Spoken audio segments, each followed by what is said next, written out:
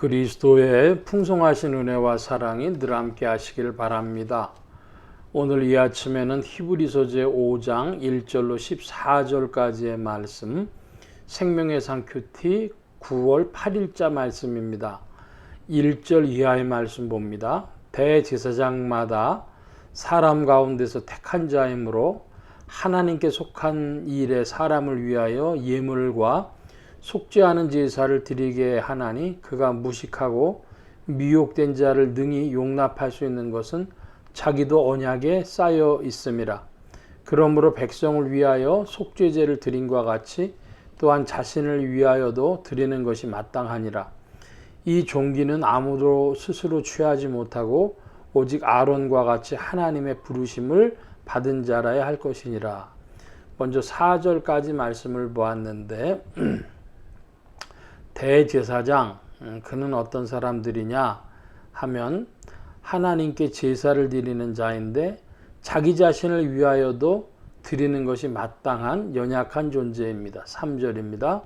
4절에 보면 아론과 같이 하나님의 부르심을 받은 자라야 할 것이니라 그랬습니다. 이 제사장 직분, 이스라엘 민족을 대신하는 대제사장 직분을 감당하려고 하면 그러면 하나님의 부르심을 받아야 되는 그런 특별한 조건이 형성되어지는 것이죠.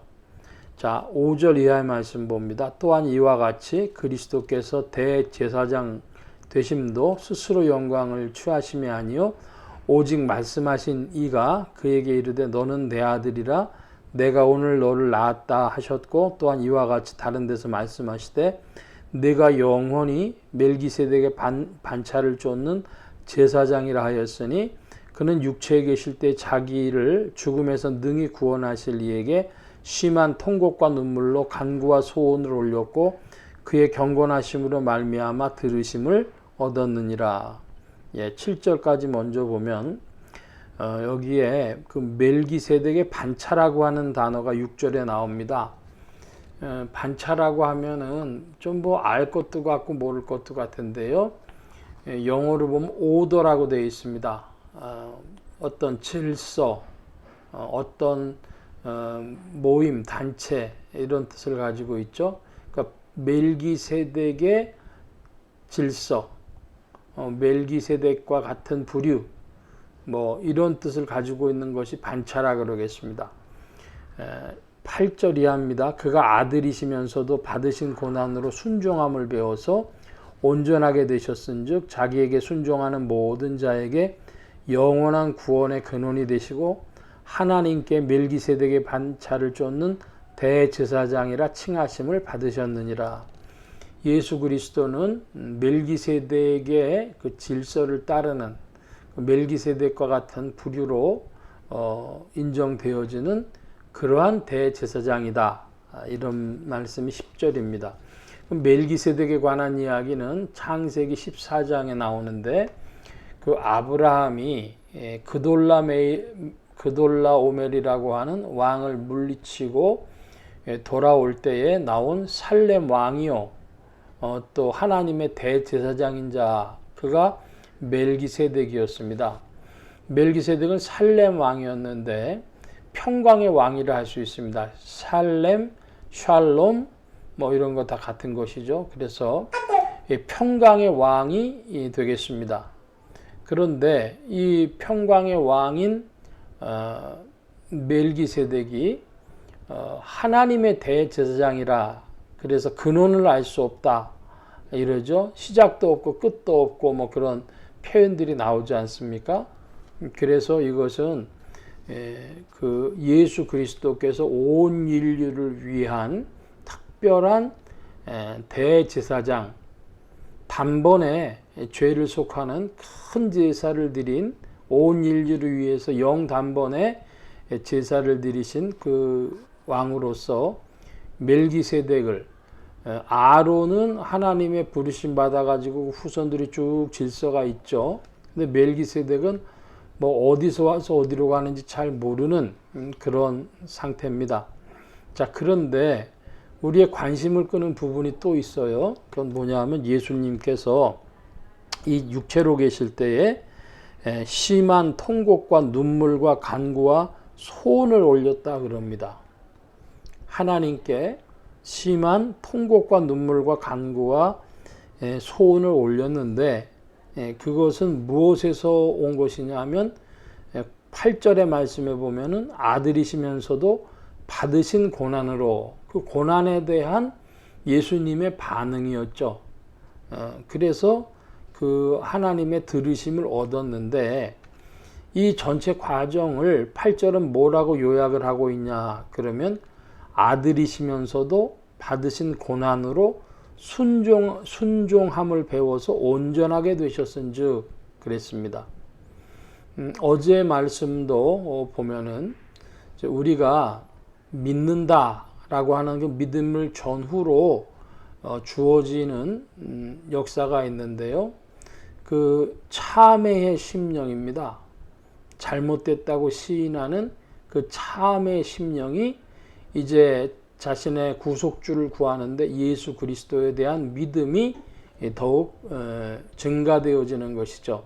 그러니까 예수 믿기 전에도 참회의 심령으로 예수 그리스도를 부르고 예수님을 믿고 난 후에도 그 여러 가지 허물들이 있을 때는 예수 그리스도의 이름을 붙잡고 주님 앞으로 나아가는 것이죠. 자, 그런데 그 믿음으로 끝나는 것이 아니라 순종이라는 단어를 히브리서에서는 계속 이야기를 합니다. 그럼 순종하면 뭘 배우냐? 그러면 순종함을 어떻게 배우냐? 그러면은 아들이시면서도 받으신 고난으로 순종을 배웠다 그럽니다. 그리고 온전케 되어졌다 그럽니다. 그러니까 우리가 오늘날도 예수 그리스도를 믿는 그리스도인들임에도 불구하고 참회의 심령과 다시금 그리스도에 대한 믿음과 그리고 순종함이 우리를 온전케 하는 것이죠. 참회와 믿음과 순종이 우리를 온전케 하는데 그 순종은 고난을 통해서 사실은 순종함을 받습니다. 그러니까 인생들이 어려울 때에 하나님 앞에 나아가는데 통곡과 눈물과 간구와 소원을 올리는 하나님을 찾는 일들을 통하며 그리고 주님이 우리를 징계하시고 다루시는 그런 과정들을 통해서 받는 고난이 우리로 하여금 더욱 순종하도록 이끌고 그것이 우리를 온전하게 하는 것입니다. 그러므로 우리의 삶에 여러 가지 일들이 있을 때에 그것을 이상하게 여길 것이 아니고 모든 것이 주의 뜻 안에 있는데 주님 이 모든 걸 통해서 우리가 순종을 배우도록 이끄신다, 온전해진다 그런 말씀을 기억하고 담대하게 용기를 잃지 않고 주님의 일하심을 찬양하며 나아가야 될 것입니다.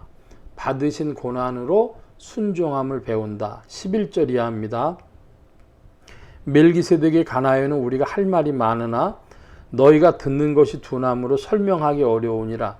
때가 오래되었으므로 너희가 마땅히 선생되었을 터인데 너희가 다시 하나님의 말씀의 초보에 대하여 누구에게서 가르침을 받아야 할 처지이니 단단한 음식은 못 먹고 젖이나 먹어야 할 자가 되었도다. 이는 젖을 먹는 자마다 어린아이니 의의 말씀을 경험하지 못한 자요 단단한 음식은 장성한 자의 것이니 그들은 지각을 사용함으로 연단을 받아 선악을 분별하는 자들이니라. 여기 장성한 자들은 뭐 한다 그랬냐면 선악을 분별한다 그랬습니다. 어린아이는 그런 의의 말씀을 경험하지 못하고 선악을 분별하기에 부족한 것이죠. 자, 그러면 어린아이는 선악을 분별하는 데 부족하고 장성한 어른들이 이제 선악을 분별하는데 그 지각을 사용함으로 선악을 분별하게 되고 그러므로 말미암아서 우리가 그 믿음의 바른 길을 가게 되어지는 것입니다. 자, 지금 히브리서의 기자는 두 가지 예를 들고 있습니다. 하나는 젖 먹는 어린아이, 또 하나는 장성한 사람. 우리가 그리스도 예수 안에서 어린아이가 아니요 때를 따라 생명 중에 성장하는 그런 장성한 이들이 되어져야 하겠는데 주 성령께서 오늘도 우리를 도우시고 인도하십니다. 그러므로 그리스도도의 초보에 머무를 자가 아니요 단단한 음식, 지각을 사용하여 연단을 받고 선악을 분별하는 믿음의 자리로 더욱 나아가며 성령님과 함께 전진하는 여러분들 되시길 축원합니다. 기도합니다. 만복의 근원 되신 주님 함께해 주셔서 우리의 부족함들이 주 안에 새로워지기를 원하고 주님의 시간표대로 전진하기를 원합니다. 아버지 하나님 또한 주님의 사랑 안에서 복음 받을 자들이 더욱 복음을 받게 하시고 주님 여러 가지 일들로 복음 선교의 일들을 한국교회를 통하여 나타내어 주시옵소서. 그리고 또한 주님의 말씀을 순종함으로 받는 장성한 자리로까지 더욱 믿음이 속속해 나아가게 하시기를 구하고 감사하며 의지하올 때에 예수 그리스도의 이름으로 기도하옵나이다. 아멘.